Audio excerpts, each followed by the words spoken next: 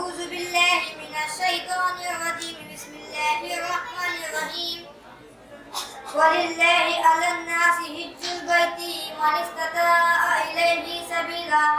میرے محترم بھائیو بزرگوں دوستو، میں نے جو آیت ابھی تلاوت کی ہے اس کا ترجمہ یہ ہے، اور اللہ کے لیے ان لوگوں پر خانہ کعبہ فرض ہے جو حج کرنے کی استطاعت رکھتے ہو. حضرات، یہ ایک ناقابل انکار ہے.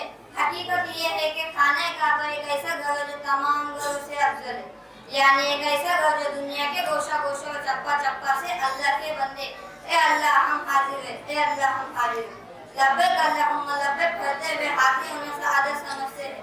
اس گھر کو حضرت آدم علیہ السلام نے بنایا. حضرت نوح علیہ السلام نے دوبارہ تعمیر کیا کہ حضرت ابراہیم خلیل اللہ اپنے شہزادے حضرت اسماعیل علیہ السلام ذبح اللہ کے مدد سے اس غیر آباد گھر کو بنا کر پھر سے آباد کیا. پیغمبر آخر الزمان حضور صلی اللہ علیہ وسلم نے اس کی مرمت میں حصہ لیا. آج بھی وہ گھر اتنا معزز ہے کہ لاکھوں مقدس انسان اس مقدس گھر کو طواف کرتے ہیں، پھر بھی ان کی سیر نہیں ہوتی.